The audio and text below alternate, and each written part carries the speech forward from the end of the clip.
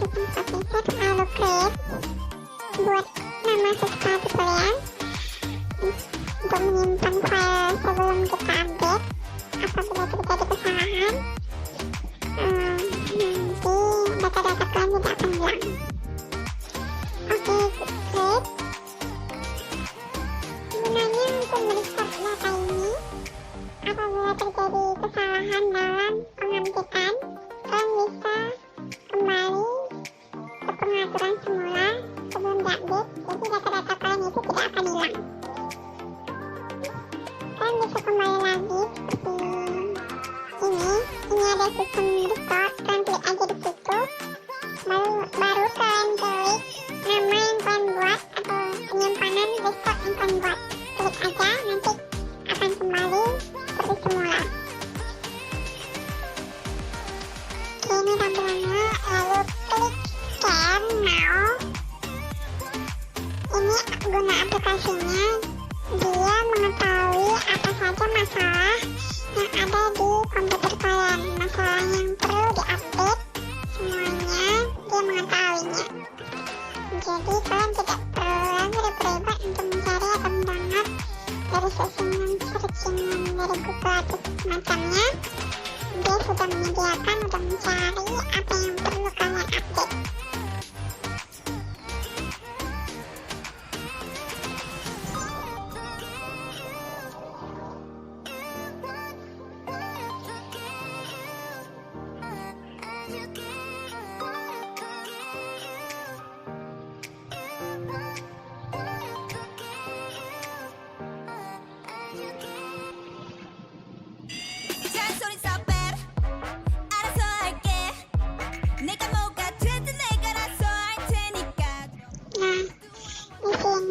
Banyak sekali permasalahan yang ada di komputer saya ya yang belum saya update.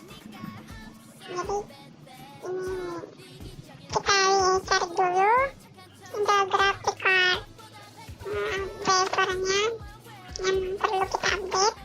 Ini dia. Di sini Intel Graphic Media Accelerator.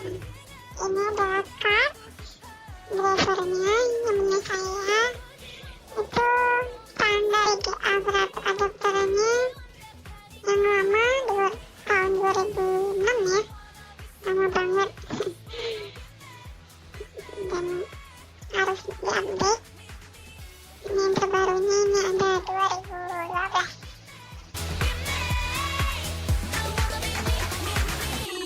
Oke, langsung saja kita update. Untuk otomatis print ini itu untuk prabayar, karena aplikasi yang saya gunakan ini tidak berbayar ya, alias gratis. Kita klik manual print. Nah, di sini dia mulai mendownload. Downloadannya ini cukup lama ya, jadi kita cepat ya. Nah, di sini sudah kelar guys. Lalu klik next. Kalau ada tampilan seperti ini, klik next. baru klik yes. Next. Oke, tunggu saja ya. Ini dia lagi progress teman-teman. Agak cukup lama progressnya. Kita percepat aja ya.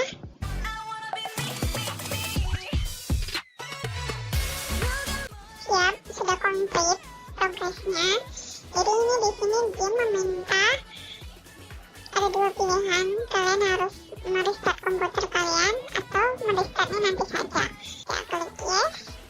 Itu ada download itu, yes, baru finish. Jangan lupa